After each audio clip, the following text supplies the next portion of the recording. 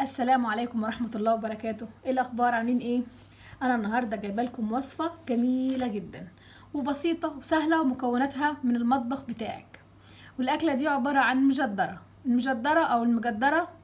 اكلة ما انا معرفش اصلها ايه بصراحة، بس هي بتتعمل هنا في مصر وبتتعمل في بلاد الشام عامة في الدول الساحلية كلها اللي على ساحل البحر المتوسط.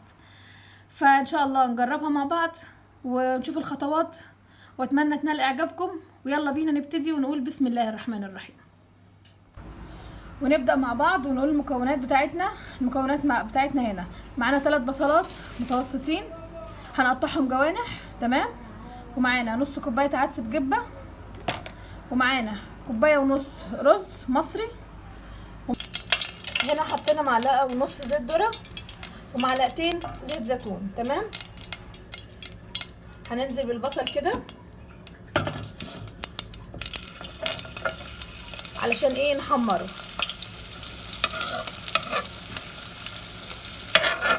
زي ما بنحمر الورد اللي هو بتاع الكشري، بس احنا بنحط على الورد دقيق، لكن هنا لا، علشان انا هاخد منه واحط مع الايه؟ مع العدس.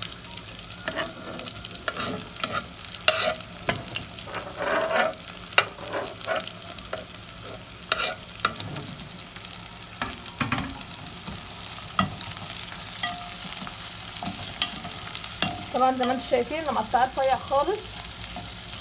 عايزه تقطعيه باي طريقه براحتك، بس انا بحب اقطعه كده جوانح علشان ايه؟ بيبقى احسن، وهو فوق المجدره كده بيبقى شكله حلو.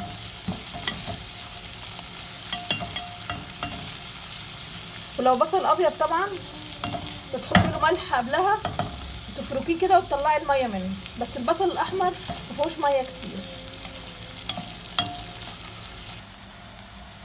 وادي البصل ابتدى يدبل معانا اهو، تمام. لسه بقى هيخش في مرحله الايه؟ التحمير. خلص معانا اهو، اتحمر وبقى زي الفل. نطلعه بقى، بس مش كله طبعا.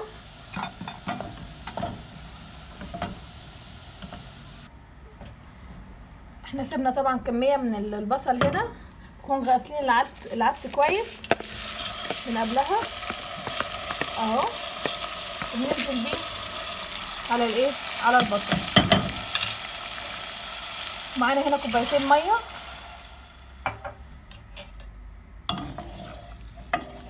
وادي البصل اهو سامعينه بيقرمش اهو، بيبقى بالشكل ده. عايزه تخليه مثلا اقل من كده، بس لا، انا عايزاه عشان يبقى متحمر كله، عشان ما يبقاش فيه حاجه مثلا بتقرش وحاجه ايه؟ نيه.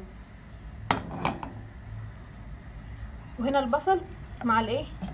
مع العدس زي ما انتم شايفين كده. ونبتدي ايه؟ نحط البهارات بتاعتنا. بنحط هنا شويه كمون صغيرين، بسيط جدا، عشان البقوليات لازم لها ايه؟ الكمون، عشان النفخه، عشان ما ينفخش المعده. ورق اللورة،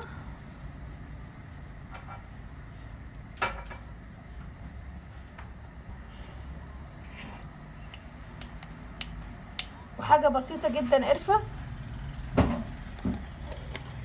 تمام.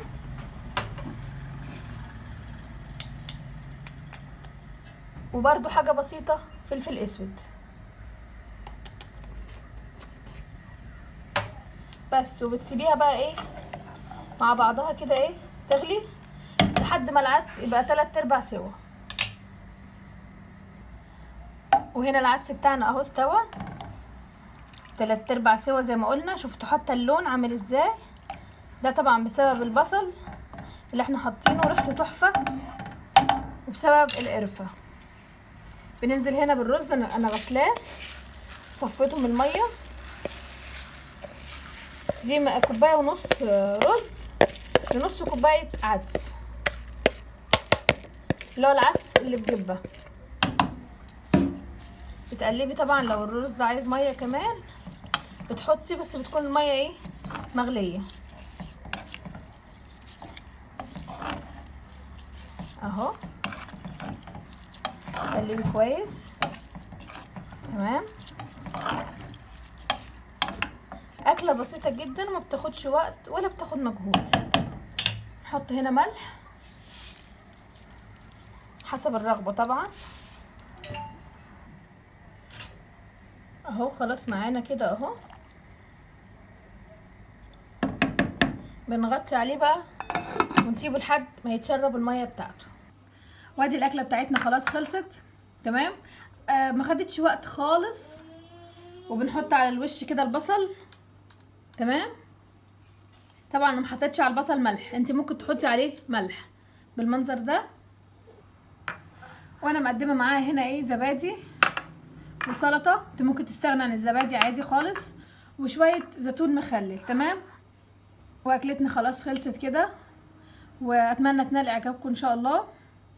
وما بتاخدش وقت ولا بتاخد مجهود زي ما حضراتكم شفتوا، والمكونات بسيطه جدا من البيت.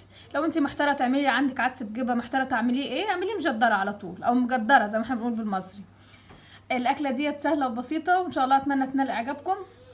ولو عجبتكم يا ريت لايك واشتراك في القناه، وما تنسوش تفعلوا زر الجرس عشان يوصلكم مني كل جديد. والى اللقاء، والسلام عليكم ورحمه الله وبركاته.